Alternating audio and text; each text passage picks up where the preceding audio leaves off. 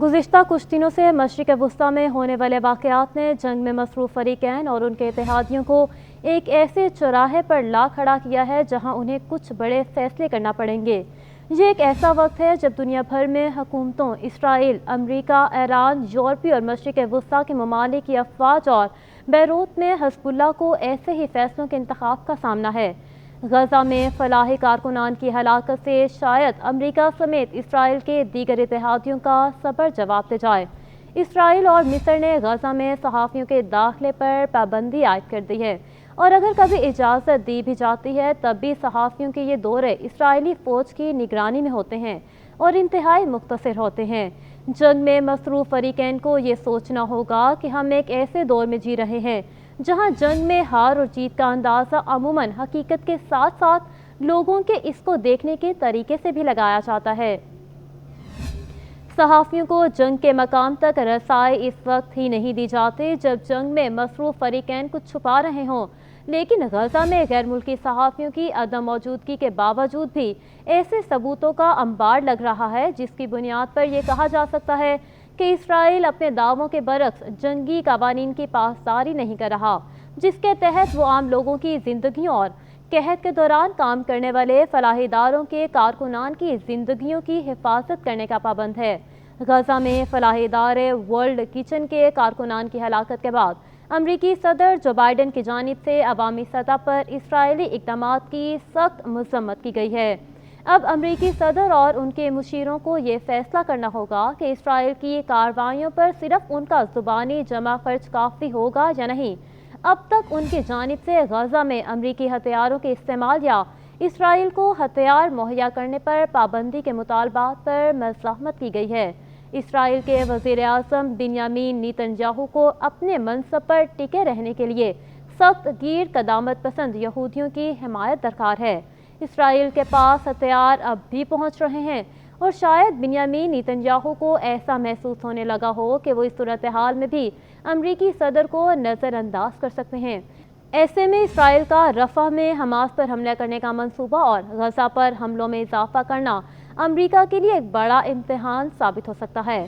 इंतख़ाबात के साल में अमरीकी मफादात और जो बाइडन के सियासी मुस्तक़बिल को पहले ही इसराइल की वजह से बड़ा धचका लगा है, क्योंकि मुतादिद ममालिक में अमरीका को इसराइल का साथी ही तस्वुर किया जा रहा है। इसराइल में गुज़िश्ता बरस 7 अक्टूबर के हमलों के बाद इसराइलियों ने आपस में सियासी और सकाफ़ती इख्तलाफात फरामोश कर दिए थे, ताहम ये इख्तलाफात अब दोबारा सामने आने लगे हैं और इसके असरात सड़कों पर भी नजर आ रहे हैं। इसराइली वज़ीर आज़म सियासी मुश्किलात का शिकार हैं और उनके मुखालफिन पर मुल्क की हिफाजत में नाकामी की जिम्मेदारी आयद करते हुए नजर आ रहे हैं।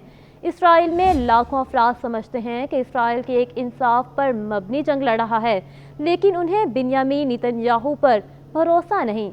उन लोगों का कहना है कि इसराइली वज़ीर आज़म एहतसाब से बचने के लिए जंग को तूल दे रहे हैं। वो इसराइली यरगमालियों को बाज़ियाब करवाने में नाकाम रहे हैं और उन्होंने सदर जो बाइडन समेत इसराइल के इत्तेहादियों को नाराज़ कर दिया है। 6 महीने गुजर जाने के बावजूद भी हमास जंग जारी रखने के काबिल है और गज़ा में इसके सीनियर रहनुमा याह्या सिनवार अभी भी जिंदा हैं।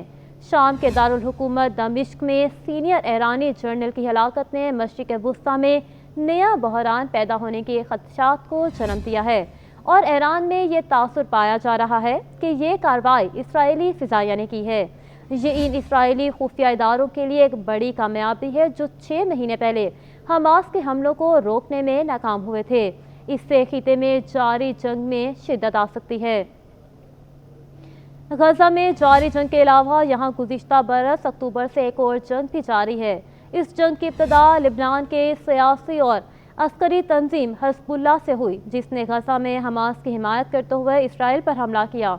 ये इस तर्ज के हमले नहीं थे जिसकी तवक्को हमास की क़यादत कर रही थी, क्योंकि हिज़्बुल्लाह और ईरानी कुव्वतें इसराइल और इसके हामी अमरीका के साथ जंग नहीं चाहते। ऐसा अमरीका भी नहीं चाहता था और इसलिए उसने इसराइल को पूरी कुव्वत इस्तेमाल करने से बाज रखने की कोशिश भी की, लेकिन इसके बावजूद भी हिज़्बुल्लाह ने हज़ारों इसराइली फ़ौजियों को तंग करके रख दिया और सरहदी इलाकों से तकरीबन 80,000 अफराद को नकल मकानी करने पर मजबूर किया। इसराइल ने माजी के मुकाबले में हिज़्बुल्लाह के हमलों पर महदूद रद्द अमल दिया, لیکن اس کے باوجود بھی لبنان کے سرحدی علاقوں میں مقیم افراد کو اپنے گھر چھوڑنے پڑے۔ گزشتہ برس سے جنگ میں اسرائیل کی طرف سے کمی یا شدت لائی جا رہی تھی اور لبنان اور شام میں حملے کیے جا رہے تھے، لیکن رواں ہفتے کے آغاز میں شامی دارالحکومت میں ایرانی سفارتخانے پر ہونے والے حملے میں ہلاکتوں نے اس تنازع کا منظر تبدیل کر کے رکھ دیا ہے۔ شمالی اسرائیل میں انٹرویو کے دوران نہ صرف حکام بلکہ رہائشی بھی ایرانی جنرل کو ہلاک کرنے کے اقدام کی حمایت کرتے ہوئے نظر آتے ہیں۔ وہ اس بات کے بھی حامی ہیں کہ حزب اللہ کو تباہ کرنے کے لیے جنوبی لبنان پر حملہ کیا جائے اور اس کے عسکریت پسندوں کو سرحد سے دور دھکیلا جائے۔ 20ویں صدی کی آخری 2 دہائیوں میں اسرائیل نے اپنے شمالی علاقوں کی حفاظت کرنے کے لیے جنوبی لبنان کی ایک وسیع پٹی پر قبضہ کر لیا تھا اور اپنی لبنانی فورس بھی تیار کی تھی، لیکن اسرائیل کو سن 2000 میں اس پٹی کا قبضہ چھوڑنا پڑا کیونکہ حزب اللہ نے ان کی ناک میں دم کر کے رکھ دیا تھا۔ اس وقت کے اسرائیلی وزیر اعظم ایہود باراک نے فیصلہ کیا تھا جنوبی لبنان پر قبضہ کرنے سے اسرائیل مزید محفوظ نہ ہو سکا اور اس دوران ان کے فوجیوں کی جانیں بھی ضائع ہوئیں۔ ایران اور حزب اللہ اس وقت یہ فیصلہ کرنے میں مصروف ہیں کہ دمشق میں ایرانی سفارت خانے میں ہونے والی ہلاکتوں پر کیا رد عمل دیا جائے۔ دونوں کی جانب سے کوئی ایسا رد عمل دینے کی کوشش کی جائے گی جس سے ایک باقاعدہ جنگ سے بچا جا سکے۔ اسرائیل بھی ایران اور حزب اللہ کے ساتھ باقاعدہ جنگ نہیں چاہتا۔ ایسے میں ایران ایسا رد عمل دینے کی کوشش کرے گا جس سے اسرائیل کو مستقبل میں ایسے حملے کرنے سے روکا جا سکے اور یہ رد عمل ایسا ہو سکتا ہے جس سے اسرائیل حیران رہ جائے۔ اس بات کا امکان بہت کم ہے کہ ایران اپنا رد عمل دینے کے لیے اسرائیل کے سرحدی علاقوں میں آباد لوگوں کو نشانہ بنانے کا انتخاب کرے۔ وہ کسی اور ملک میں کسی اسرائیل ہدف کو نشانہ بنا سکتا ہے، اور ایسا بھی ہو سکتا ہے کہ وہ حملے کے لیے میزائلوں کے بجائے سائبر ہتھیاروں کا استعمال کرے، یا ایسا بھی ہو سکتا ہے کہ ایران کی جانب سے اس کا جوہری پروگرام مزید تیز کر دیا جائے۔